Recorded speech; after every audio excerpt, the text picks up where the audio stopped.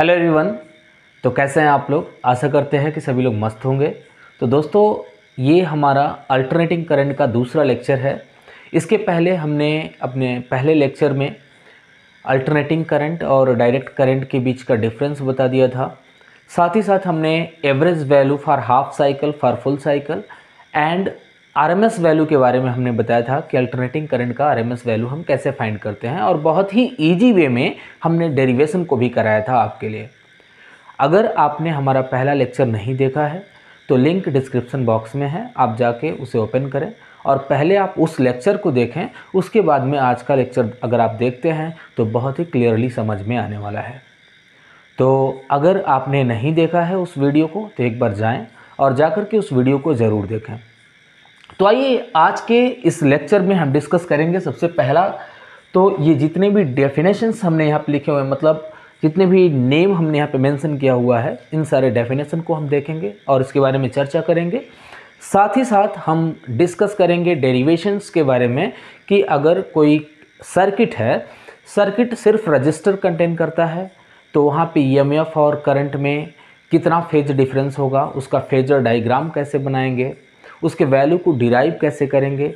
साथ ही साथ अगर एलआर सर्किट है, सीआर सर्किट है या फिर एलसी सर्किट है या फिर एलसीआर सर्किट है, इन सब के बारे में हम डिस्कस करेंगे। आज का जो हमारा वीडियो है वो लगभग 1 घंटे के आसपास का होगा। तो आइए देर न करते हुए हम स्टार्ट करते हैं आज के इस लेक्चर को। तो देखिए, सबसे पहला जो टॉपिक हमारा गिवन है यहाँ पे, this is form factor. So what do you mean by form factor? If we will discuss about this form factor, जो हमारा पहला टॉपिक है फॉर्म फैक्टर, तो इसको समझिएगा कि फॉर्म फैक्टर होता क्या है। Generally this is the RMS value and average value ratio. ये आरएमएस वैल्यू और एवरेज वैल्यू का रेशियो होता है। आप चाहें तो इसको करंट के साथ रिप्रेजेंट कर सकते हैं, या फिर यदि आप चाहते हैं तो इसे आप ईएमएफ के साथ भी रिप्रेजेंट कर सकते हैं कि RMS value of EMF per unit average value of EMF. So this is the ratio of RMS value per unit average value. Okay ना? So here you can see, अगर आप करंट की वैल्यूज़ को लेते हैं तो भी आप जानते हैं कि RMS value of current will be equal to 0.707 I not and its average value. जब भी हम एवरेज वैल्यू कहेंगे so average value will be only for half cycle, not for full cycle, because आपको पता है कि फुल साइकिल के लिए जो एवरेज वैल्यू ऑफ करंट है वो 0 आता है। That is why here we will take average value of half cycle only. यहाँ पे हमने डिस्कस किया था प्रीवियस लेक्चर में। So I average was 0.636 I naught. यहाँ पर देखो आई नॉट कैंसिल हो जाएगा। अगर आप ई नॉट के टर्म में लिखना चाहते हैं तो लिख सकते हैं 0.707 ई नॉट अपॉन 0.636 ई नॉट। यहाँ पे भी ई नॉट कैंसिल हो जाएगा, ठीक है। और इस वैल्यू को सॉल्व करने पर आप देख सकते हो ऊपर वाला टर्म है वो थोड़ा ज़्यादा है नीचे वाले टर्म से। So this value will be little more than 1।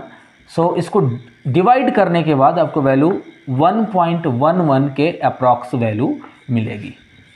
So this is the form factor ratio. Simply आप कह सकते हैं कि आरएमएस वैल्यू और एवरेज वैल्यू के रेशियो को ही हम बोलते हैं फॉर्म फैक्टर। ओके, अब आते हैं रेजिस्टेंस पे। देखो, रेजिस्टेंस की अगर हम बात करें तो किसी भी कंडक्टर के अंदर जो अपोजिंग कैरेक्टर होगा in the case of DC current, that is called as resistance. जैसे सपोज कर लो कि this is our DC current, sorry DC circuit. ये हमारा एक रजिस्टर है, इस रजिस्टर से एक बैटरी अटैच्ड है। जैसे ही हम स्विच को ऑन करेंगे तो सारे के सारे इलेक्ट्रॉन पॉजिटिव टर्मिनल की तरफ मूव करना शुरू कर देंगे and in the opposite direction of electron electric current will flow like this. ये हमारा रजिस्टर है हैविंग रेजिस्टेंस आर। इस केस में आप जानते हैं कि उस चार्जेस के जितने भी अपोजिंग कैरेक्टर होंगे, आप जानते हैं कि जो इलेक्ट्रॉन्स फ्लो करेंगे, so due to the electronic repulsion वहाँ पे एक अपोजिंग कैरेक्टर जनरेट हो जाता है, that is called as resistance. तो यहाँ पर जो अपोजिंग कैरेक्टर है इसे हम रेजिस्टेंस कहते हैं। बट इफ दिस कंडक्टर और this appliance is connected by any AC source. Suppose कर लो कि ये हमारा AC सोर्स है जहाँ से हम alternating EMF E equals to E0 sine omega t इसमें हम प्रोपगेट कराते हैं। तो आप जानते हैं कि टाइम के साथ साथ ये EMF भी चेंज होता रहेगा, मीन्स हर एक पल का EMF डिफरेंट होगा, और जब हर एक पल का EMF डिफरेंट होगा इट मीन्स हर एक पल का करंट भी डिफरेंट होगा। और इस केस में जो अपोजिंग कैरेक्टर होगा that opposing character is called as impedance. Impedance को बेसिकली देखो Z के सिंबल से हम रिप्रेजेंट करते हैं। ओके, अगर ये सर्किट सिर्फ रेजिस्टेंस कंटेन कर रहा है उस केस में Z R के बराबर ही होगा, लेकिन अगर जो हमारा सर्किट है this contain inductor as well as resistance, तब वहाँ पे हमें रिजल्टेंट वैल्यू फाइंड करनी पड़ेगी इम्पीडेंस की। रिजल्टेंट वैल्यू कैसे निकालते हैं आज हम ये भी सीखेंगे। अगर सपोज करो कि हमारे सर्किट में रेजिस्टेंस के साथ साथ कैपेसिटर भी इंक्लूडेड है तो हमें कैपेसिटर के भी रेजिस्टिव प्रॉपर्टी को लेना पड़ेगा। ओके ना, तो फिर से जो रिजल्टेंट है यानी कि जो इम्पीडेंस इसकी वैल्यू चेंज हो जाएगी। इट मे बी पॉसिबल कि जो हमारा सर्किट है उसमें रेजिस्टेंस हो, इंडक्टर हो, कैपेसिटर हो, मीन्स LCR सर्किट हो, तो उस केस में इम्पीडेंस की वैल्यू डिफरेंट होगी। हम यहाँ पर इम्पीडेंस का जनरल फार्मूला भी डिराइव करेंगे, लेकिन उससे पहले हमें फेजर डायग्राम को समझना जरूरी होगा। तो अभी बस इतना समझ लो कि impedance is the resistive property of conductor in any AC circuit and resistance is opposing character of any conductor in DC circuit. Understood? अब देखिए, अब अगर हम बात करें एडमिटेंस की, एडमिटेंस क्या होता है? आपने कंडक्टेंस पढ़ा हुआ है। कंडक्टेंस क्या है? Conductance is the reciprocal of resistance. आपने चैप्टर 3 करंट इलेक्ट्रिसिटी में ऑलरेडी पढ़ रखा है कि what is conductance. Conductance is the reciprocal of resistance. In similar way if we will talk about this admittance, admittance को हम Y से represent करते हैं and admittance is nothing but this is the reciprocal of impedance. Okay ना, impedance के ही reciprocal को हम एडमिटेंस कहते हैं, यानी कह सकते हो कि एक कंडक्टेंस के जैसा बिहेवियर शो करेगा, और यहाँ पर जो इम्पीडेंस है वो एक रेजिस्टेंस के जैसा ही बिहेवियर शो करता है। इसीलिए इसका जो SI यूनिट है, it's SI unit will be ओम।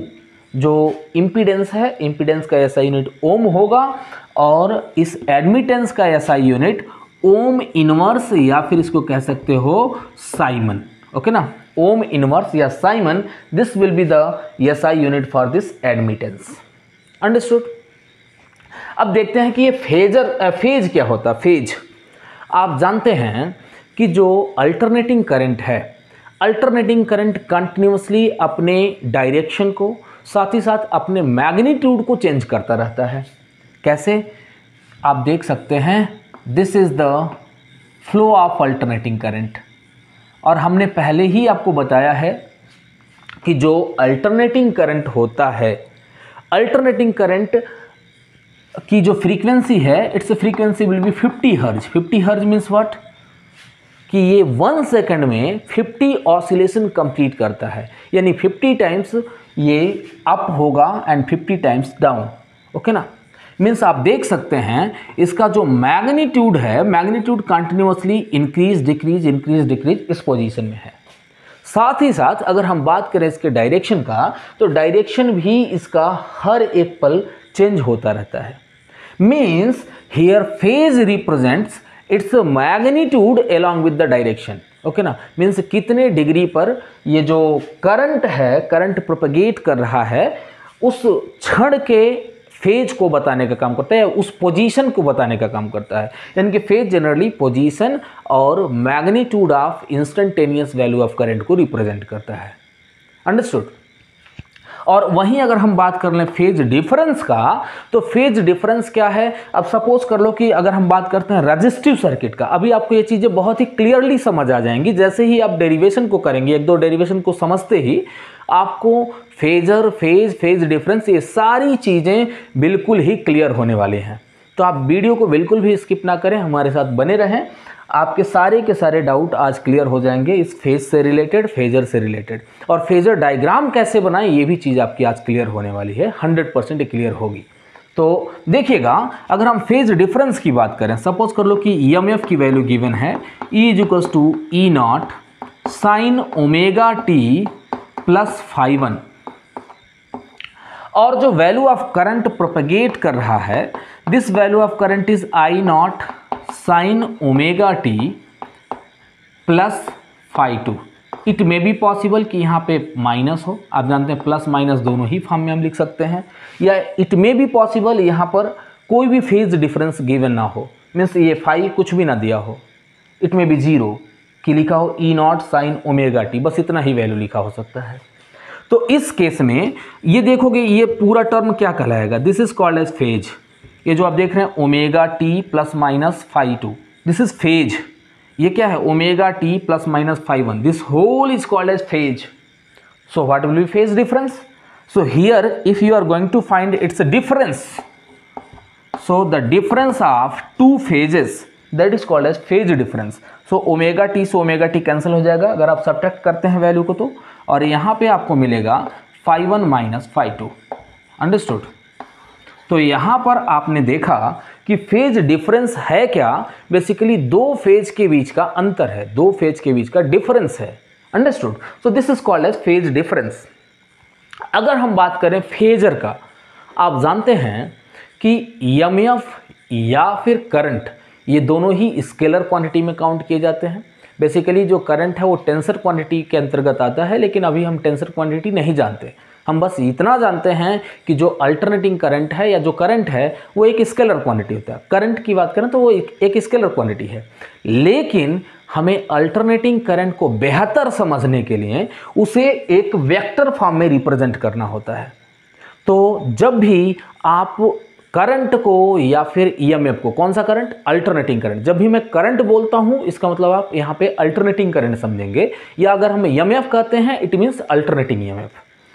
तो जब भी आप EMF या फिर अल्टरनेटिंग करंट को अगर एक रोटेटिंग वेक्टर के तौर पे सपोज करते हैं, रोटेटिंग वेक्टर का मतलब क्या है कि देखो इसका मैग्नीट्यूड और डायरेक्शन कंटिन्यूअसली चेंज होता रहता है। Understood? So in this case अगर सपोज करते हैं कि ये हमारा EMF का प्रोपगेशन है, तो EMF का प्रोपगेशन आप देखिए, एक बार अप और एक बार डाउन, इन दोनों को इंक्लूड करने के बाद जो एंगल मिलेगा कितने का मिलेगा, 2 पाई का। ओके ना? एक कंप्लीट ऑसिलेशन में कितना एंगल वो होगा, ट्रेवल होगा, इट विल बी 2 पाई। आप जानते हैं कि एक सर्कुलर ट्रैक में यदि आप मूव करते हैं तो एक सर्कुलर ट्रैक में मूव करने के लिए भी आपको 2 पाई एंगल ही कवर करने होते हैं। तो यहाँ पे ये जो EMF है, EMF को हम एक एरो से सिंपली रिप्रेजेंट करते हैं, और ये एक रोटेटिंग वेक्टर के तौर पे इस्तेमाल किया जाता है। इट मे बी पॉसिबल कि ये रोटेशन ऐसे हो रहा हो with frequency omega, angular frequency omega, या इट मे बी पॉसिबल कि ये रोटेशन ऐसे हो रहा हो with angular frequency omega. Understood? ये दोनों ही कंडीशन पॉसिबल है। इसको हम एंटी क्लॉकवाइज या फिर क्लॉकवाइज दोनों ही डायरेक्शन में रोटेट करा के दिखा सकते हैं। तो जब भी हम EMF या फिर अल्टरनेटिंग करंट को एक रोटेटिंग वेक्टर के तौर पर रिप्रेजेंट करते हैं, then that diagram is called as phasor diagram and that condition is called as phasor. So I hope that all these things is clear to you. Now we will come to the derivational portion. आज के इस lecture में हम derivational portion complete करेंगे, अगर possible हुआ तो साथ ही साथ न्यूमेरिकल्स भी करते रहेंगे। और मैंने आपको ऑलरेडी बताया हुआ है कि हम अपने इस चैनल पर बोर्ड के साथ साथ IIT मेंस और एडवांस लेवल तक की वीडियोस को अपलोड करेंगे, साथ ही साथ नीट का टर्म भी आपका कवर होगा। तो अगर आपने हमारे चैनल को सब्सक्राइब नहीं किया है तो इस चैनल को सब्सक्राइब कर लें, और साथ ही साथ बेल आइकन भी दबा दो, ताकि रोज़ जब भी मैं वीडियो को अपलोड करता हूं तो आपको नोटिफिकेशन मिल सके और आप आसानी से हमारे वीडियो के लिंक को पा सकें। तो तब तक वीडियो को पॉज करके अगर आप चाहें तो इसका स्क्रीनशॉट ले सकते हैं समझने के लिए। इसके बाद हम इसे इरेज करेंगे और बढ़ेंगे अपने अगले टॉपिक की ओर।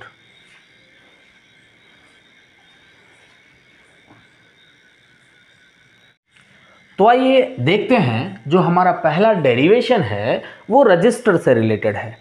मीन्स अगर कोई AC सर्किट है, AC सर्किट का सेंस क्या है कि एक ऐसा सर्किट जिसमें अल्टरनेटिंग करंट फ्लो कर रहा है। It means the circuit is given like this. Suppose कर लो कि ये हमारा एक रजिस्टर है जो कि सर्किट के अंदर है, एंड इसमें हम अल्टरनेटिंग ईएमएफ प्रोपेगेट कराते हैं। ओके ना, अल्टरनेटिंग ईएमएफ का मतलब आप जानते हैं कि यहाँ पे वैल्यू लगातार बदलता रहेगा और ये एक साइनोसॉइडल वेव के फॉर्म में होता है। Means EMF is equals to E not sine omega t. This is the instantaneous value of EMF which is applied to the resistor. Understood. इस केस में हम फेजर डायग्राम बनाएंगे और ये चेक करेंगे कि EMF और रेजिस्टेंस के बीच में फेज डिफरेंस कितना है। It may be 0, it may be π/2, it may be which value will be here that we will derive. मैं पहले बता दूं आपको कि इनके बीच का जो फेज डिफरेंस होगा वो 0 डिग्री होता है, लेकिन कैसे होता है उसे हम डिराइव करके देखते हैं और साथ ही साथ हम इससे related graph as well as phasor diagram को भी रिप्रेजेंट करेंगे। तो देखना यहाँ पे as we know that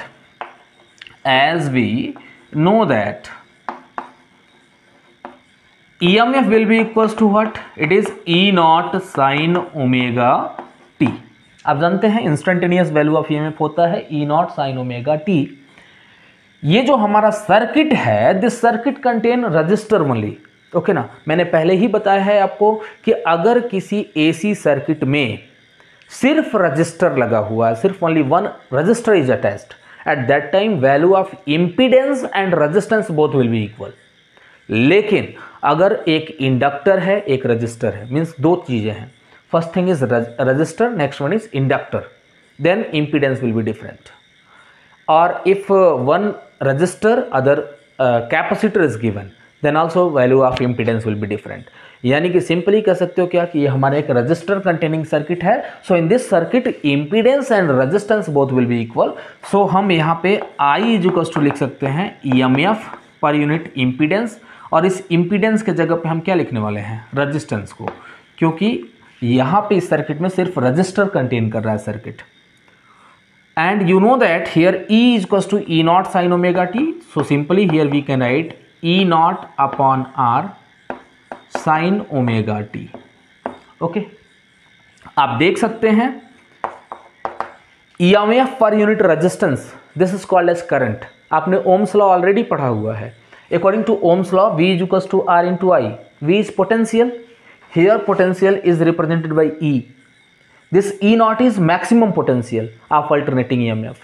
So here you can say this E naught upon R, इसको हम लिख सकते हैं I naught. I naught क्या है? This is peak value of current. Peak value of current का मतलब हो गया कि maximum value of current. So I is equals to I naught sin omega t.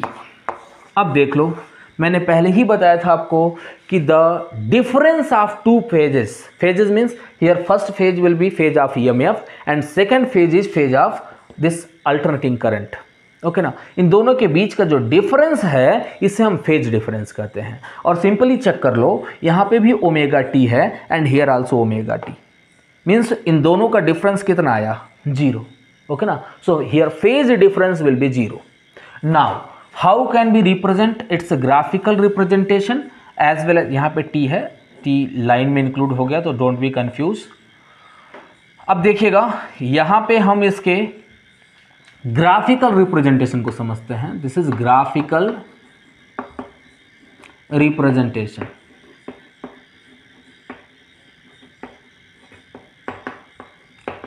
So one thing should be clear कि जब भी हम ग्राफिकल रिप्रेजेंटेशन देते हैं, इन दिस केस EMF के वैल्यू को हमेशा करंट से ज़्यादा दिखाना होता है, क्योंकि आप जानते हैं कि रेजिस्टेंसेस होंगे उस सर्किट में या कुछ ना कुछ रेजिस्टिव प्रॉपर्टी होगी and due to that resistive property its value will be decreased.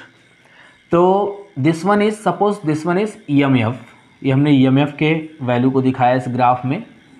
Okay ना, ये जो वैल्यू है this is the peak value of EMF, this is called as E not. E not is what, this is peak value of EMF या peak value of potential. और अगर हम current की बात करें, देखो दोनों के बीच का जो फेज डिफरेंस है, फेज डिफरेंस 0 है। जीरो फेज डिफरेंस होने का सेंस क्या है कि जब ईएमएफ जीरो पर होगा तो वैल्यू ऑफ करंट भी जीरो होगा, जब ईएमएफ मैक्सिमम पे होगा तो वैल्यू ऑफ करंट भी मैक्सिमम पे होगा। इट मीन्स आपको बिल्कुल क्लियर हो रहा होगा कि फेज का मतलब है क्या। यहाँ पे देखिए फेज इसका जीरो है, इट मीन्स करंट की वैल्यू भी जीरो होगी। मैं इसको डॉटेड लाइन से रिप्रेजेंट करता हूँ वैल्यू ऑफ करंट को। आप यहाँ पे देख सकते हैं कि जब value of current value of EMF zero है तो वैल्यू ऑफ करंट भी जीरो, जब वैल्यू ऑफ ईएमएफ मैक्सिमम पे है, पीक पर है, तो वैल्यू ऑफ करंट भी पीक पर है। Either we will discuss about this positive direction or as well as negative direction. In both cases, जब EMF पीक पर है तो करंट पीक पे, जब EMF पीक पे है तो करंट पीक पे। आप देख सकते हो जब EMF जीरो पर है तो करंट जीरो पर, यानी कि इनके बीच का जो फेज डिफरेंस है that will be zero. Now what will be its a phasor diagram, just check it, what will be its a phasor diagram. देखो फेजर डायग्राम जनरली हम बनाते कैसे हैं, इसके लिए हमें कोऑर्डिनेट सिस्टम को लेना होता है। This is X coordinate and this one is Y coordinate. In this case this is the value of EMF. मैंने पहले ही बताया था आपको कि जो फेजर डायग्राम है वो जनरली एक प्रकार का रोटेटिंग वेक्टर होता है। हम ईएमएफ और करंट को एक रोटेटिंग वेक्टर के फॉर्म में रिप्रेजेंट करते हैं। यानी कि सपोज कर लो कि here instantaneous value of EMF is representing here, और इसके बीच का जो एंगल है phasor angle that is omega T. ये हमारा ईएमएफ है, ये एरो ईएमएफ को रिप्रेजेंट कर रहा है। So both having same phases, it means what कि यहाँ पर जो वैल्यू ऑफ करंट है उसका भी डायरेक्शन सेम होगा। अंडरस्टूड ना? तो यहाँ पे ईएमएफ और करंट दोनों की वैल्यू सेम होगी, यानी कि जब ईएमएफ अपने पीक पर होगा तब करंट भी अपने पीक पर होगा, और यदि ईएमएफ अपने मिनिमम वैल्यू पर है यानी जीरो पर है then current will be also at zero. So I hope this is clear that phasor diagram for only resistive circuit means अगर कोई एसी है मीन्स एसी प्रोपगेट कर रहा है किसी सर्किट में and that circuit contain only one thing that is register, so in that case phase difference between EMF and current both will be zero, that is why the phasor diagram will be like this. Understood? I hope this will be clear to you. अगर कोई भी doubt तुम्हें आता है तो आप comment में लिख सकते हो कि सर यहाँ पे हमें डाउट है, मैं कोशिश करूँगा कि जल्द से जल्द आपके डाउट को क्लियर करूँ और मैं हर एक कमेंट का रिप्लाई करूँगा। ओके ना? तो आप जल्दी से वीडियो को पॉज करके इसका स्क्रीनशॉट ले लो या फिर नोट कर लो, और इसके बाद हम फिर चलेंगे अपने अगले टॉपिक की ओर। Our next topic will be inductive circuit. तो आज हम रजिस्टिव सर्किट को डिस्कस कर लिए, फिर डिस्कस करेंगे इंडक्टिव सर्किट को, आफ्टर दैट कैपेसिटिव सर्किट, उसके बाद में तीनों का कॉम्बिनेशन आएगा। तो पहले आप इसे नोट करो फिर हम आगे बढ़ते हैं।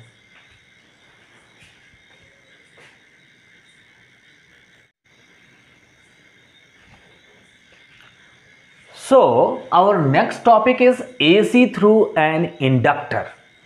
इंडक्टर की अगर हम बात करें तो इंडक्टर होता क्या है आप ऑलरेडी जानते हैं, आपने चैप्टर 6 में पढ़ा हुआ है कि इंडक्टर क्या होता है। इंडक्टर आप जानते हो कि ये ईएमएफ को इंड्यूस करता है, कि जब भी फ्लक्स में चेंजिंग आएगी तो ईएमएफ इंड्यूस होता है। और एक चीज़ मैं आपको रिमाइंड करा दूं कि जो ईएमएफ की वैल्यू होती है, ईएमएफ की वैल्यू वो d phi upon d t के बराबर होता है। ओके ना? एक और वैल्यू आपने पढ़ा विथ नेगेटिव साइन, एक और वैल्यू आपने पढ़ा होगा कि जो इंड्यूस्ड ईएमएफ है इसकी value minus L D I upon d t के बराबर भी होता है। आपने इन दोनों फार्मूले के बारे में डिस्कशन किया होगा या फिर स्टडी किया होगा। ओके ना? सो आई होप कि आपको ये दोनों फार्मूले क्लियर होंगे। अगर ये फार्मूले क्लियर नहीं हैं तो आप हमें कमेंट करके बताइएगा, मैं कोशिश करूँगा कि इससे रिलेटेड एक छोटा सा वीडियो बना दूं कि कैसे ये वैल्यू आया है। तो आइए हम देखते हैं कि अगर हमारा एक सर्किट है and this circuit contain inductor, suppose this is the inductor having inductance L, इस इंडक्टर का जो इंडक्टेंस है दैट इज L। और इस इंडक्टिव सर्किट में हमने एक अल्टरनेटिंग ईएमएफ प्रोपगेट कराया, E = E0 sin omega t। इससे पहले मैं एक चीज़ और बता दूं आपको, जो कि मैंने पहले जो डेफिनेशंस बताया उसमें इंक्लूड नहीं किया था, दैट इज रिएक्टेंस। रिएक्टेंस क्या है? Reactance is the opposing property of any current and the circuit will not have resistance. Means suppose if in any circuit inductor is included or capacitor is included, at that time also there will be some resistive property या opposing property, and that opposing property of current is called as reactance। यानी कि जो inductor होगा, inductor के अंदर भी कुछ opposing character होता है, या फिर कैपेसिटर है तो कैपेसिटर के अंदर भी कुछ अपोजिंग कैरेक्टर होता है अल्टरनेटिंग करंट का, and that opposing character is called as reactance. So दो चीज़ें होंगी, पहला इंडक्टिव रिएक्टेंस इंडक्टर के केस में, और इंडक्टिव रिएक्टेंस की वैल्यू ओमेगा एल के बराबर होती है। L is inductance, omega is angular frequency. और अगर हम बात करें यक्स सी का, यक्स सी क्या है? This is the reactance of capacitance, reactance. Okay, reactance is also opposing character. इसकी वैल्यू 1/ओमेगा सी के बराबर होती है। सी इज द कैपेसिटेंस। ओके ना, किसी भी कैपेसिटर के अंदर कैपेसिटेंस होता है, तो 1/ओमेगा सी की वैल्यू कैपेसिटिव रिएक्टेंस के बराबर होगी। तो आइए देखते हैं। Here as we know that आपको एक चीज तो पता ही होगा कि जब भी अल्टरनेटिंग ईएमएफ इस कॉइल के अंदर जाएगा तो जो भी कॉइल्स हैं वो ईएमएफ को इंड्यूस करते हैं, और उस इंड्यूस्ड ईएमएफ की वैल्यू इस E0 sin ओमेगा t के बराबर ही होगी। The maximum value of induced EMF will be just equal to E0 sin omega t। Understood? So here in this case as we know that जो यहाँ पर EMF है that is E0 sin omega t, इसको हमने apply किया हुआ था। इसकी वैल्यू, और अगर हम इंड्यूस्ड EMF के वैल्यू की बात करें जो कि है LdI/dt, इन दोनों का सम हमेशा जीरो आएगा। कहोगे सर यहाँ पे सम बोल रहे थे और आपने माइनस लिखा हुआ है, क्योंकि ये हमेशा माइनस साइन के साथ रिप्रेजेंट होता है, क्योंकि इंड्यूस्ड EMF किसी भी प्रकार के चेंज को नहीं चाहता, चेंजेस का अपोज करता है अकॉर्डिंग टू लेंज लॉ, इसलिए यहाँ पे माइनस साइन से रिप्रेजेंट किया गया है इसको। So here simply we can write LdI/dt can be write as E0 sin omega t। अब चेक कर लो इसे, L और dt को दूसरे साइड में भेजते हैं।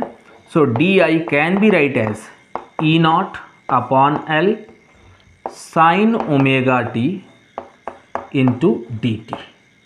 ओके, अब देखिएगा यहाँ पे दोनों साइड को इंटीग्रेट कर लो। ओके, दोनों साइड को जब आप इंटीग्रेट करोगे तो आपको मिलेगा I = E0/L, यहाँ पे होगा integral of sine omega t into dt। अब देखो जरा, साइन ओमेगा t को इंटीग्रेट करने पर आपको क्या वैल्यू मिल रहा है?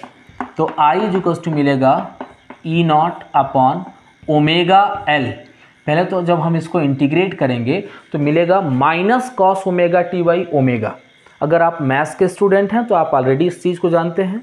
अगर आप बायो के स्टूडेंट हैं तो ये समझ लो कि पहले हम साइन का इंटीग्रल हम जानते हैं कॉस होता है, तो यहाँ पे लिखेंगे, सॉरी माइनस कॉस होगा तो माइनस को हमने यहाँ पे रखा और यहाँ पे हो जाएगा कॉस ओमेगा टी, और इसके बाद में इसके अंदर के टर्म को डिफ्रेंशिएट करते हैं और डिफ्रेंशिएट करके उस टर्म से इसको डिवाइड करते हैं। तो डिवाइड करने वाला टर्म हमने यहाँ पे रखा है दैट इज ओमेगा, क्योंकि ओमेगा टी का जो डिफरेंशियल होगा that will B omega only. अब चेक कर लो कि यहाँ पर ये जो ओमेगा टी है, सॉरी ओमेगा एल है, ओमेगा एल को हम क्या कहते हैं? This is reactance, and reactance is an opposing character of electric current. Opposing character है, इट मीन्स कि वो रेजिस्टेंस के जैसा बिहेवियर शो करेगा। तो यहाँ पर I = हम लिख सकते हैं -I0 ये कॉस ओमेगा टी को क्या हम साइन 90 माइनस थीटा के फॉर्म में लिख सकते हैं, 90 minus pi by 2 minus omega t, but here this is minus sine, और जब भी हम इस माइनस साइन को अंदर इंक्लूड करते हैं so I will equals to I naught sine omega T minus pi by 2, okay ना, omega T minus pi by 2 हमें मिल गया। अब एक चीज आप ध्यान से देखिएगा, यहां पे जो हमने ईएमएफ सप्लाई दिया था, इंस्टेंटेनियस ईएमएफ की जो वैल्यू थी equal to E not sine omega t था। ओमेगा टी यहाँ पे जो फेज है, फेज कितना है ओमेगा टी, और अगर हम यहाँ पे फेज एंगल की बात करें तो यहाँ पे फेज एंगल कितना है omega T minus pi by 2। It means कि इन दोनों के बीच का जो फेज डिफरेंस है, फेज डिफरेंस पाई बाई 2 है, क्योंकि ओमेगा टी में से जब आप सब्ट्रैक्ट करेंगे इस वैल्यू को तो ओमेगा टी से ओमेगा टी कैंसिल हो जाएगा and minus minus will become plus, तो पाई बाई 2 से ये वैल्यू क्या कर रही है, लैग कर रही है।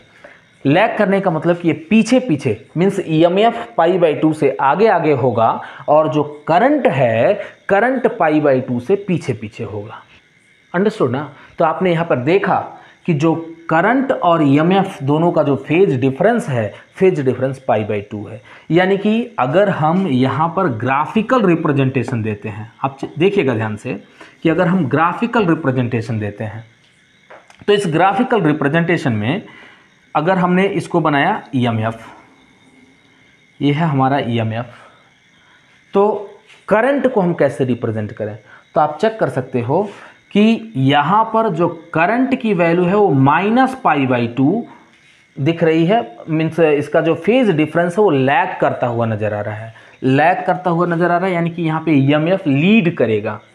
सो इस केस में इंडक्टिव सर्किट के केस में ईएमएफ पाई बाई 2 से लीड करता है और जो करंट है करंट पाई बाई 2 से लैग करेगा, और इसका जो ग्राफिकल रिप्रेजेंटेशन है कुछ ऐसा होगा। मैं यहाँ पे ग्राफिकल रिप्रेजेंटेशन ऑफ करंट को मैं कुछ डॉटेड लाइन से दिखा रहा हूँ, आप इसको ज़रा ध्यान दीजिएगा।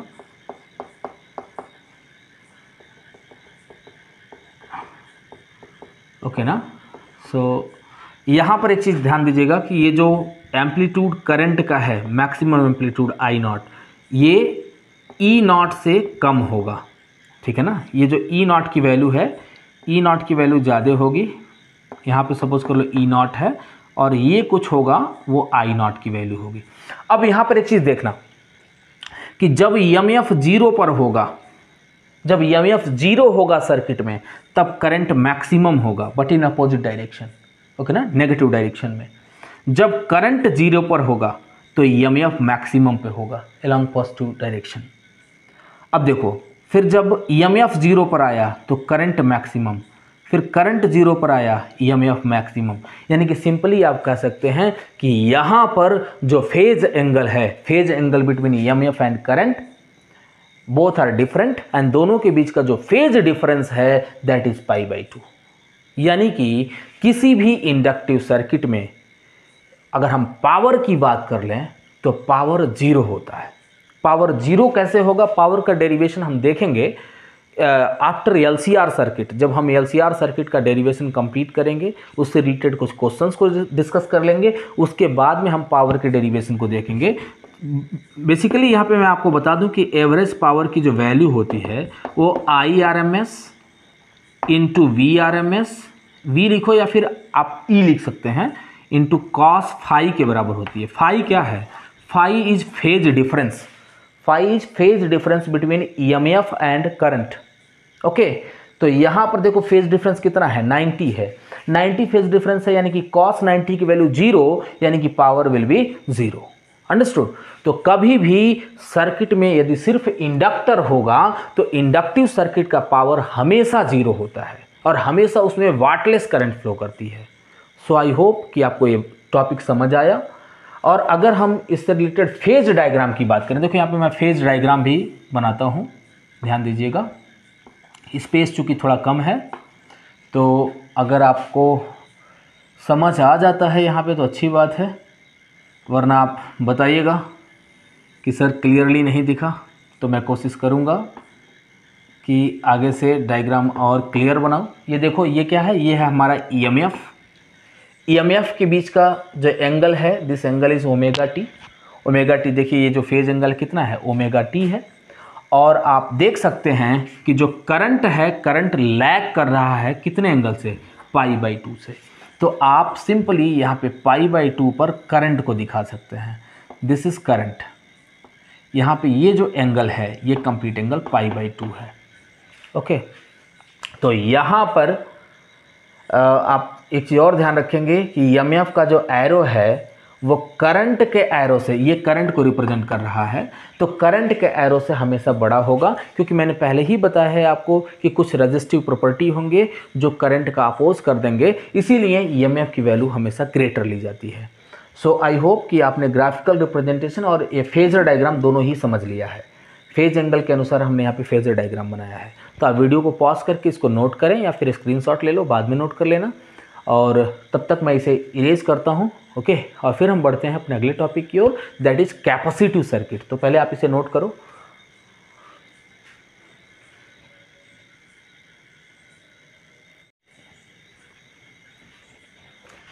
Now you can see here our next topic is AC through a capacitor. मैंने पहले ही बताया है आपको कि कैपेसिटर के अंदर कैपेसिटिव रिएक्टेंस होता है। ओके, ये जो सर्किट है, इस सर्किट में सिर्फ और सिर्फ कैपेसिटर होगा। तो सपोज कर लो कि हमने एक AC सर्किट लिया and we have taken one capacitor in this AC circuit. From here we are applying an EMF equal to E0 sine omega t. Okay, यहाँ से हमने जो एक EMF सप्लाई किया है इस कैपेसिटर के लिए, वो वैल्यू है E0 साइन ओमेगा टी। इस कैपेसिटर का कैपेसिटेंस हमने C रखा है। आप एक चीज़ जानते हैं कि जब भी किसी अल्टरनेटिंग सर्किट में यदि हम कैपेसिटर को रखते हैं तो कैपेसिटर कंटिन्यूअसली चार्ज होता रहेगा, चार्ज होता रहेगा। ओके ना, अगर ये चार्ज होगा तो इसके अंदर कुछ पोटेंशियल भी होगा। आपने पढ़ा हुआ है कि Q = CV, एक फार्मूला होता है चार्ज का, charge stored inside of a capacitor. आपने सेकंड चैप्टर में पढ़ा है इलेक्ट्रोस्टैटिक पोटेंशियल एंड कैपेसिटेंस में कि Q = CV। ये V क्या है, potential, and C is capacitance. तो यहाँ पे here as we know that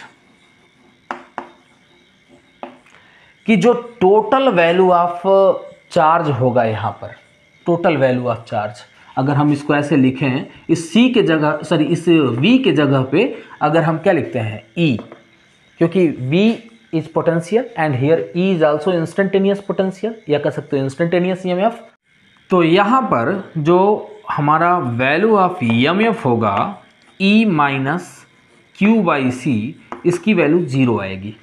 Q/C क्या है, this is the potential stored inside of the capacitor. यहाँ पर Q = मैंने लिखा था CV, और इस V की जो वैल्यू है वो आपको मिल जाएगी Q/C। और आप जानते हैं कि इनफाइनाइट टाइम में जो हमारा कैपेसिटर है वो 100% चार्ज होगा। It means here we can write E0 sine omega t = Q/C। Okay ना, तो ज़रा देखो यहाँ पे Q = क्या मिलेगा आपको, C क्या है, capacitance, E0 sine omega T, ये मिल गया आपको वैल्यू ऑफ चार्ज। और आप जानते हैं कि I = अगर हम इंस्टेंटेनियस करंट की बात करें तो इंस्टेंटेनियस करंट dQ/dt होता है। ओके, dQ/dt, इट मीन्स कि Q के जगह पे हम इस वैल्यू को रखेंगे और इस वैल्यू को डिफ्रेंशिएट करेंगे, तो हमें मिल जाएगा I = d/dt। Q के जगह पे रखना आपको C E0 sine omega t. Okay, अब जरा चेक कर लो कि यदि आप साइन ओमेगा टी को डिफ्रेंशिएट करेंगे, क्योंकि ये दोनों वैल्यू तो कांस्टेंट है, सो I = मिल जाएगा आपको C E0। इस साइन ओमेगा टी को डिफ्रेंशिएट करने में मिलेगा आपको ओमेगा कॉस ओमेगा टी। आपको डिफ्रेंशिएशन और इंटीग्रेशन अच्छे से आता होगा, मैं ऐसा आशा करता हूँ, इसलिए हम यहाँ पे डिफ्रेंशिएशन को ना एक्सप्लेन करके डायरेक्टली मैंने इसके वैल्यू को यहाँ पर रखा है। आप जानते हैं I = हम लिख सकते हैं E0 / 1/C ओमेगा, बोलो यस सर नो, इसको हम लिख सकते हैं। और आप जानते हैं 1/ओमेगा c या 1/c ओमेगा ये कहलाता है reactance, capacitive reactance. Capacitive reactance is a resistive property. Okay, तो आप इसको लिख सकते हैं I = I0, क्योंकि एक अपोजिंग कैरेक्टर है, सो E0 upon opposing character means resistive character, that will B I0। और cos ओमेगा टी को आपको लाना है साइन के फॉर्म में, क्योंकि EMF हमने साइन के फॉर्म में ले रखा है, तो करंट के वैल्यू को भी हम साइन के फॉर्म में ही रखेंगे, तभी जाकर एक सिंगल ग्राफ पे इसे रिप्रेजेंट कर सकते हैं, और तभी हमें पता चलेगा कि जो करंट है वो लीड कर रहा है या फिर लैग कर रहा है। आपने इसके पहले वाले टॉपिक में देखा था कि जो करंट की वैल्यू थी वो लैग कर रही थी π/2 से, और EMF लीड कर रहा था। वैसे ही इसको जब हम कन्वर्ट करते हैं तो इसको हम लिख सकते हैं साइन ओमेगा टी प्लस π/2, क्योंकि आप जानते हैं sine 90 minus theta is also cos theta and sine 90 plus theta is also cos theta. और इस वैल्यू को एक्सपेरिमेंटली भी देखा गया था कि जो करंट की वैल्यू थी वो लीड कर रही थी। ओके ना, इसलिए हमने यहाँ पे प्लस साइन रखा हुआ है। So I = I0 sine omega T plus π/2 means आपने देखा कि in the case of capacitive circuit the current will be lead with angle π/2। इन दोनों के बीच का फेज डिफरेंस आप चेक कर लो तो दोनों के बीच का फेज डिफरेंस π/2 है। अंडरस्टूड? तो यहां पर EMF π/2 से लैग करेगा और करंट की वैल्यू π/2 से लीड करेगी, यानी कि जो इंडक्टिव सर्किट है, इंडक्टिव सर्किट कैपेसिटिव सर्किट के जस्ट अपोजिट है, क्योंकि इंडक्टिव सर्किट में करंट लैग कर रहा था और कैपेसिटिव सर्किट में करंट लीड कर रहा है। So simply we can say both are just in opposite direction to each other. अगर हम फेजर डायग्राम दोनों का एक साथ बनाते हैं तब ऐसा होगा। ये हम डिस्कस करेंगे LCR सर्किट के केस में। अभी तो फिलहाल हम सिंगल डिवाइसेस को ले रहे हैं, जैसे रजिस्टर, इंडक्टर, कैपेसिटर।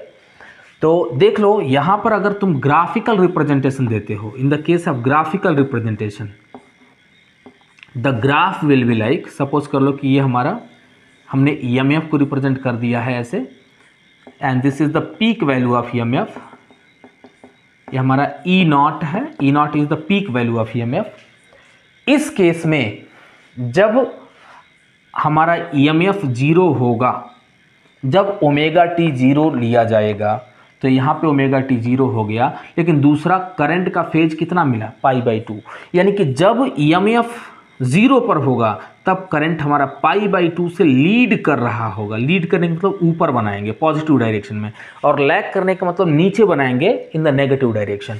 तो यहाँ पर देखो ये वैल्यू लीड कर रहा है, और जब EMF अपने पीक पर होगा तब हमारा जो करंट का वैल्यू है वो 0 हो जाएगा। अगेन जब EMF 0 पर होगा तब हमारा करंट का वैल्यू पीक पर होगा।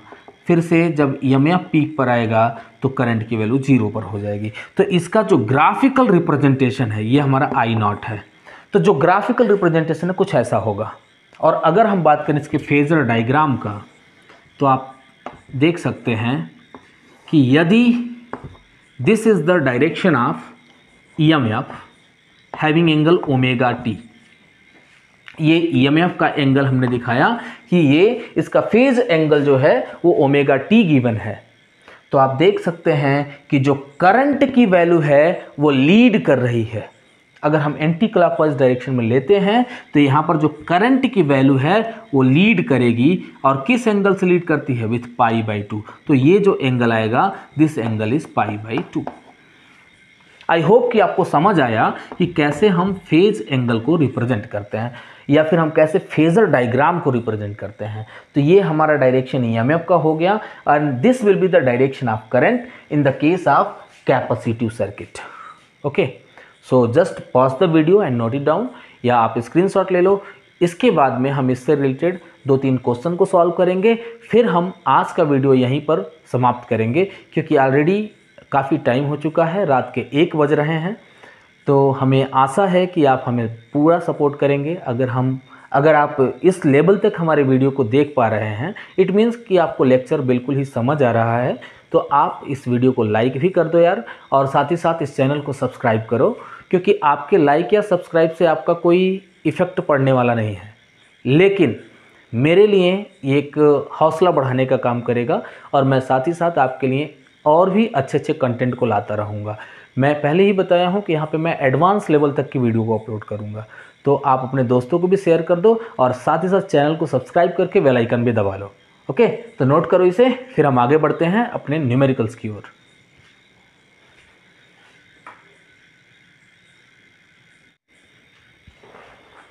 तो आज का जो हमारा पहला न्यूमेरिकल है वो आपके स्क्रीन पर शो हो रहा है।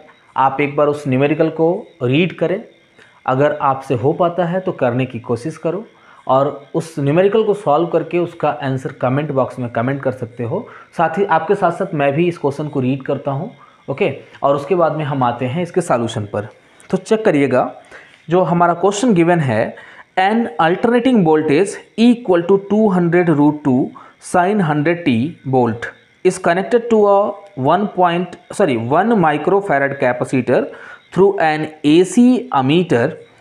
What will be the reading of ammeter? Okay, यहाँ पर आपको फाइंड करना है अमीटर के रीडिंग को।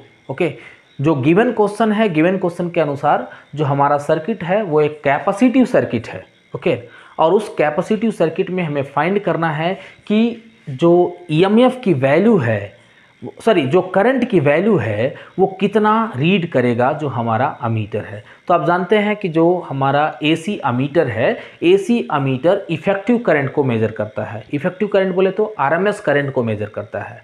ठीक है, सो आरएमएस करंट को मेजर करने के लिए आपको आरएमएस वैल्यू ऑफ ईएमएफ चाहिए और साथ ही साथ इम्पीडेंस चाहिए।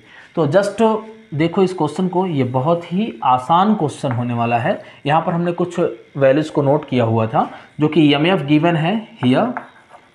ईएमएफ गिवन है 200√2 sin 100t। तो अगर आप इसको कंपेयर करते हैं इस इक्वेशन से, इसके जनरल इक्वेशन से, is equals to E0 sin ωt से, तो आप देख सकते हैं E0 की वैल्यू दी हुई है 200√2, means here E0 is equals to what, 200√2 volt. Okay ना, this is a peak value of EMF यहाँ पे गिवन है। और आप जानते हैं कि E R M S is equals to, अगर आपने पहले वीडियो को देखा हुआ है तो उसमें मैंने बताया था आपको कि E R M S is equals to होता है E0/√2। तो इस टोटल टर्म को √2 से डिवाइड करने पर √2 से √2 कैंसिल और हमें मिल जाएगा 200 वोल्ट। ओके ना, सो आरएमएस वैल्यू ऑफ ईएमएफ हमें मिल गया 200 वोल्ट। और आप जानते हैं कि अगर ये कैपेसिटिव सर्किट है तो यहाँ पर कैपेसिटिव रिएक्टेंस होगा और इस कैपेसिटिव रिएक्टेंस की वैल्यू 1/ωc के बराबर होगी। ओके, तो यहाँ पर चेक करो तो आपको मिलेगा ओमेगा की जो वैल्यू है, कंपेयर करो, ओमेगा की जो वैल्यू है वो 100 रेडियन पर सेकेंड के बराबर है। तो ओमेगा के जगह पे 100 रेडियन पर सेकेंड रखेंगे, इनटू कैपेसिटेंस की वैल्यू 1 माइक्रोफैराड दे रखा है, तो यहाँ पे हो जाएगा microfarad, it means 10⁻⁻6 farad. Okay ना, माइक्रोफैराड को कन्वर्ट कर लो, 10⁻⁻6 फैराड आ जाएगा। तो XC will be equals to, here XC will be equal to 10⁻⁻4, -4 ऊपर जाएगा तो 10⁻4 हो जाएगा, 10⁻4 ओम। रिएक्टेंस का जो SI यूनिट है वह भी ओम ही होता है। और ये चूंकि कैपेसिटिव सर्किट है तो कैपेसिटिव सर्किट में इम्पीडेंस की वैल्यू कैपेसिटिव रिएक्टेंस के बराबर होगा। और अगर इंडक्टिव सर्किट है तो इंडक्टिव सर्किट में इम्पीडेंस की वैल्यू इंडक्टिव रिएक्टेंस के बराबर होगा।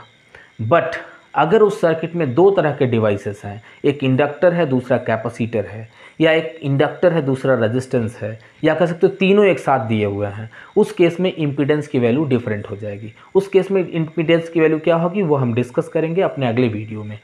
तो उस लिंक को पाने के लिए आप इस चैनल को सब्सक्राइब कर लो यार, ताकि कल जैसे ही मैं वीडियो को अपलोड करूँ तो आपको उसका नोटिफिकेशन मिल जाए।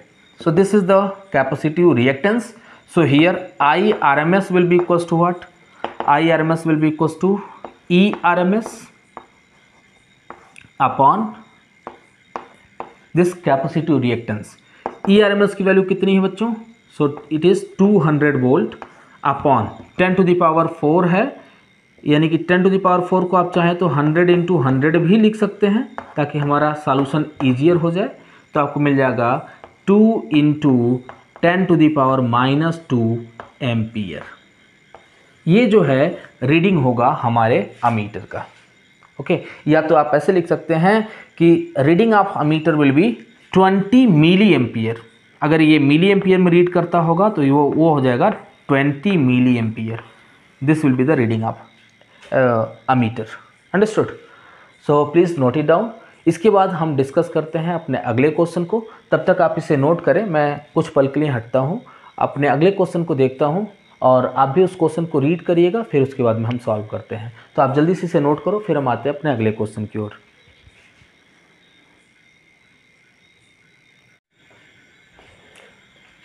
Now just see the next question. Our next question is given on the screen, so just read it and हम भी इस क्वेश्चन को रीड करते हैं, देखते हैं क्वेश्चन में क्या है और क्या पूछा है। The question is given, a capacitor of 2 microfarad is connected in a radio circuit. The source frequency is 1000 Hz. If the current through the capacitor branch is 2 milliampere, then the voltage across the capacitor is okay. हमारा एक capacitive circuit फिर से दिया हुआ है। इस capacitive circuit का जो कैपेसिटेंस है दिस इज 2 माइक्रोफैराड एंड जो इसकी फ्रीक्वेंसी दी हुई है it's frequency is 1000 hertz, means source की फ्रीक्वेंसी है 1000 हर्ट्ज और जो करंट का रीडिंग शो हो रहा है this is 2 milli ampere. So you have to find what will be the reading of EMF. Okay ना, ईएमएफ का रीडिंग फाइंड करना है आपको। ये करंट की रीडिंग दी हुई है, it means this is the RMS value, क्योंकि अमीटर हमारा सिर्फ आरएमएस वैल्यू को ही रीड करता है, नॉट द पीक वैल्यू। सो हमें ईएमएफ का भी आरएमएस वैल्यू ही निकालना है। आप जानते हैं as we know that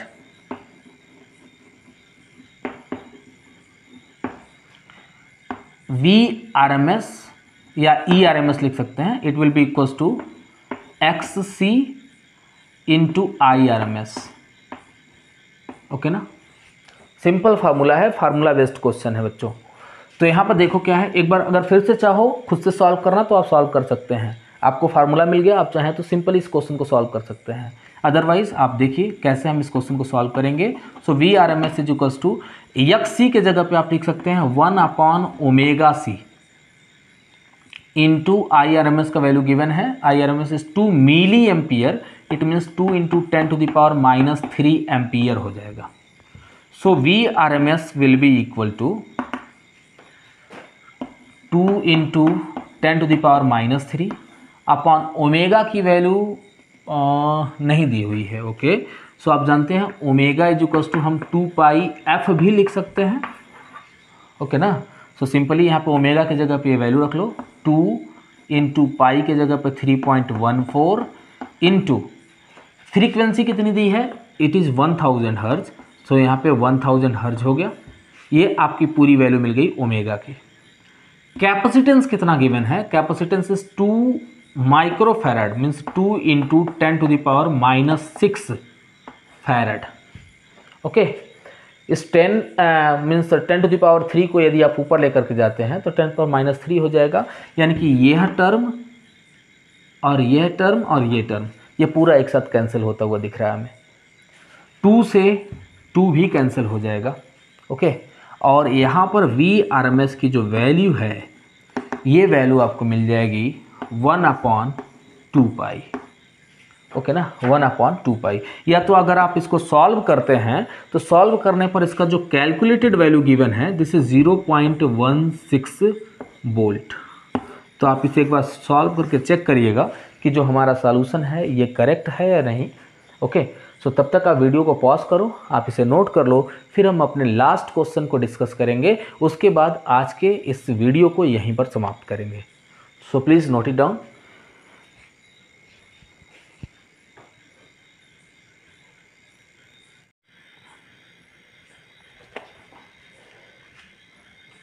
so आइए देखते हैं अपने थर्ड क्वेश्चन को। इस थर्ड क्वेश्चन को डिस्कस करने के बाद सिर्फ एक क्वेश्चन आपके लिए होमवर्क के तौर पर मैं दूंगा। आप उस क्वेश्चन को सॉल्व करके उसका आंसर ज़रूर कमेंट करिएगा हमारे कमेंट बॉक्स में, ताकि हमें पता चले कि आप हमारे साथ साथ खुद भी वर्क कर रहे हैं। सो आइए देखते हैं इस अपने अगले क्वेश्चन को। क्वेश्चन आपके स्क्रीन पर शो हो रहा है, आप एक बार इस क्वेश्चन को रीड करिए, साथ ही साथ मैं भी इस क्वेश्चन को रीड करता हूँ। तो यहाँ पर हमारा क्वेश्चन गिवन है, find the maximum value of current when a coil of inductance 2 Henry is connected to 150 volt 50 cycle पर सेकंड सप्लाई। मीन्स यहाँ पे कितनी चीज़ें दी हुई हैं, सो जस्ट देखिएगा आप। इसमें सबसे पहला तो हमारा इंडक्टेंस गिवन है, इंडक्टेंस की वैल्यू 2 हेनरी दे रखा है, मीन्स ये प्योरली इंडक्टिव सर्किट है। ओके ना, यहाँ पे सिर्फ इंडक्टेंस गिवन है। ERMS मीन्स कितना रीडिंग वोल्टमीटर दे रहा है, सो दैट इज 150 वोल्ट, और फ्रीक्वेंसी दिया हुआ है 50 साइकिल पर सेकेंड। ओके ना, 50 साइकिल पर सेकेंड, इट मीन्स 50 हर्ट्ज इसकी फ्रीक्वेंसी दे रखा है। आपसे पूछा है कि यहाँ पर करंट का सप्लाई क्या होगा, what will be the supply of current, means IRMS पूछा है आपसे करंट का सप्लाई। सो यहाँ पर देखते हैं, as we know that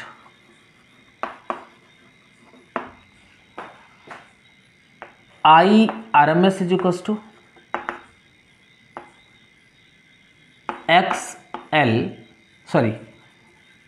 ERMS upon XL। Okay, IRMS नहीं दिया है, ERMS की वैल्यू 150 वोल्ट है, and XC is also not given, so here we can find easily its value। आप जानते हैं XL is equals to omega L, so omega की value आप निकाल सकते हो 2 पाई f से, and L is already given, so यहाँ पे आपको मिल जाएगा ओमेगा की जगह पे लिख सकते हो 2 पाई f के जगह पे इसकी फ्रीक्वेंसी 50 हर्ट्ज दे रखा है, so 50 इंटू ये तो हो गया ओमेगा का वैल्यू 2 पाई f, और यहाँ पे जो हमारा इंडक्टेंस है दिस इज 2 हेनरी, सो 50 से ये कैंसिल हो जाएगा अप टू 3 टर्म्स, और आपको मिलेगा IRMS is equals to 3/4 pi. 4 pi means 3.14। इस वैल्यू को सॉल्व करने के बाद आपको जो आंसर मिलेगा वो 0.24 मिलेगा। शायद मैं एक बार इसको चेक कर लेता हूँ कि इसका कैलकुलेटेड वैल्यू क्या है। तो इसका कैलकुलेटेड वैल्यू या सेम यही आया है, 0.24 एम्पियर इसका कैलकुलेटेड वैल्यू आया है। साथ ही साथ अगर आपको इसके मैक्सिमम वैल्यू को फाइंड करना है, इसके पीक वैल्यू को फाइंड करना है, तो आप कैसे फाइंड करेंगे, and if we are going to find its peak value I0, so I0 will be equals to √2 IRMS, क्योंकि आपको ऑलरेडी पता है IRMS is equals to I0 by √2। Okay ना, सो √2 को हमने इधर भेज दिया, सो यहाँ पे 1.414 आप जानते हैं √2 की वैल्यू हो जाएगी, इनटू IRMS कितना हमने निकाला, सो 0.24। इस पूरे वैल्यू को कैलकुलेट करने के बाद आपको एम्पियर में जो इसकी रीडिंग है, मैक्सिमम रीडिंग, मैक्सिमम करंट की जो सप्लाई है उसकी वैल्यू पता चल जाएगी। ओके, सो मैं एक बार कुछ पल के लिए हटता हूँ, आप इसे नोट कर लें, स्क्रीनशॉट ले सकते हैं या नोट कर सकते हैं। अब देखिए जो हमारा अगला क्वेश्चन है, जो कि हम होमवर्क के तौर पे आपको देने वाले हैं, जो कि हमारे स्क्रीन पर शो कर रहा है। आप इस क्वेश्चन को रीड करें या इसका स्क्रीनशॉट ले लो, ताकि आप आसानी से इसे अपने घर पर सॉल्व कर सकें। और इसी के साथ साथ आज के इस वीडियो को हम समाप्त करते हैं, क्योंकि रात का लगभग 1:30 बज रहा है, 1:30 से ज़्यादा ही हो रहा है। सो अब ये सोने का टाइम है, और आज ही मीन्स आज के बाद फिर नेक्स्ट वीडियो हम कल अपलोड करेंगे, जो कि इसके अगले टॉपिक का वीडियो होगा। वहाँ पर हम कॉम्बिनेशन ऑफ LR सर्किट या CR सर्किट या LCR सर्किट, इन सभी के कॉम्बिनेशन के बारे में डिस्कस करेंगे। साथ ही साथ इससे रिलेटेड न्यूमेरिकल को भी डिस्कस करेंगे। सो तब तक के लिए विदा लेते हैं, और साथ ही साथ एक चीज़ और रिमाइंड कराते हैं आपको कि अगर आपने चैनल को सब्सक्राइब नहीं किया है तो इस चैनल को सब्सक्राइब कर लो, साथ ही साथ बेल आइकन भी दबा दो, ताकि जैसे ही मैं वीडियो को अपलोड करता हूँ तो आपको इसका नोटिफिकेशन मिल सके। ओके, और आपका एक लाइक हमारा हौसला और बढ़ाएगा। तो साथ ही साथ आप इस वीडियो को लाइक भी करें और अपना कमेंट भी करके बताएं कि आपको लेक्चर पसंद आया या नहीं आया। दोनों ही कमेंट आप कर सकते हैं। अगर आपको अच्छा लगा तो ज़रूर अच्छा कमेंट कीजिएगा, बुरा लगा तो बुरा कमेंट कीजिएगा। तो हम मिलेंगे फिर अपने अगले वीडियो में, तब तक के लिए विदा लेते हैं। Bye bye, good night, see you.